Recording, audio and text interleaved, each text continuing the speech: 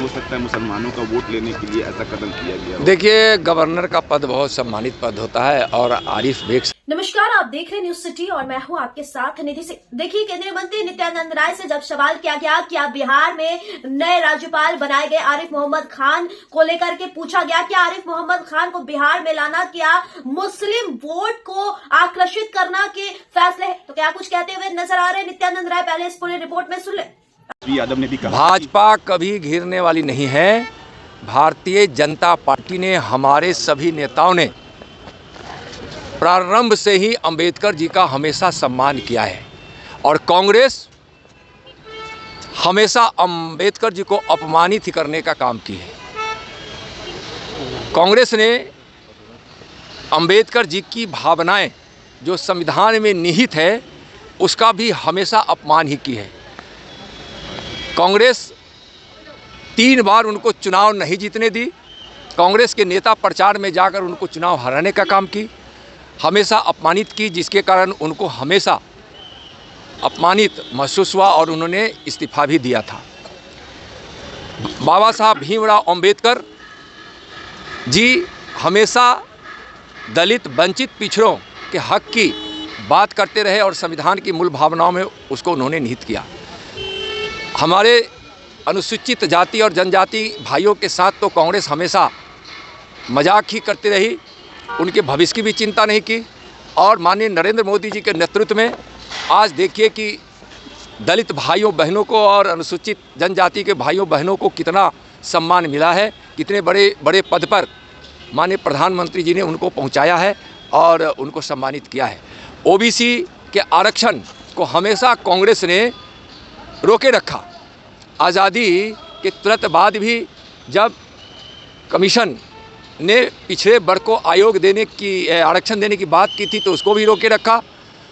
मंडल आयोग का जब रिपोर्ट सबमिट हुआ तो कांग्रेस उसको रोके रखी और कांग्रेस के नेता राजीव गांधी जी पानी पी पी कर सदन में विरोध किए और पिछड़ों को आरक्षण उन्होंने नहीं दिया। और जब कांग्रेस की सरकार बनी तो कांग्रेस की सरकार में आरजेडी सहित कम्युनिस्ट के लोग भी सम्मिलित थे।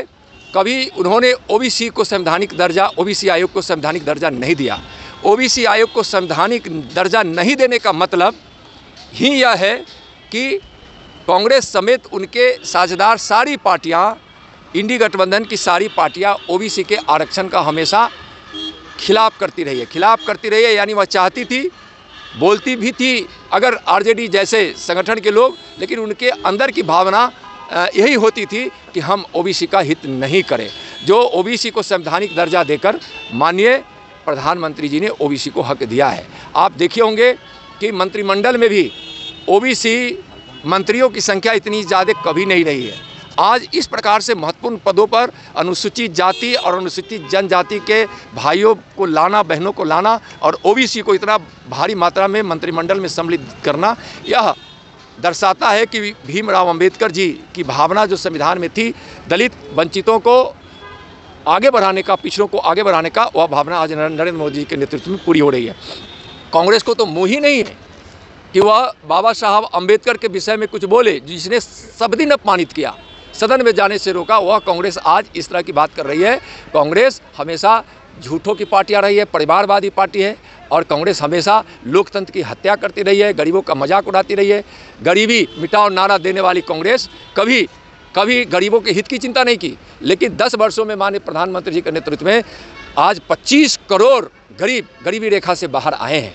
आज गरीबों की इतनी कल्याणकारी योजनाएं चल रही है जिसके कारण आज दलितों में, पिछड़ों में, वंचितों में और सबों में जो माननीय प्रधानमंत्री जी के द्वारा किए गए कल्याणकारी और विकास के कार्य से जो उनके जीवन में जो खुशियां पहुंच रही है, इससे कांग्रेस, आरजेडी जैसी पार्टियां घबरा गई है और झूठी बातों को लेकर लोगों के बीच में भ्रम फैलाने के काम करने में लगी है। बाबा भीमराव अंबेडकर का हमेशा भारतीय जनता पार्टी सम्मान करती थी, कर भी रही है। आप सोचिए, आज आप सुन रहे थे मंत्री नित्यानंद राय को, जिन्होंने सीधे तौर पर कांग्रेस पर भी निशाना साधते हुए कहा कि हमेशा बाबा साहेब भीमराव अंबेडकर को भाजपा सम्मान करती रही है। तो वही बाबा साहेब भीमराव अंबेडकर को कांग्रेस द्वारा हमेशा अपमान किया जाता है। इस रिपोर्ट के माध्यम से आप क्या सोचते हैं, कमेंट में अपनी प्रतिक्रिया जरूर दीजिएगा और ऐसे ही देश दुनिया की तमाम खबरों के साथ देखते रहे न्यूज सिटी। मैं निधि सिंह, बहुत बहुत धन्यवाद।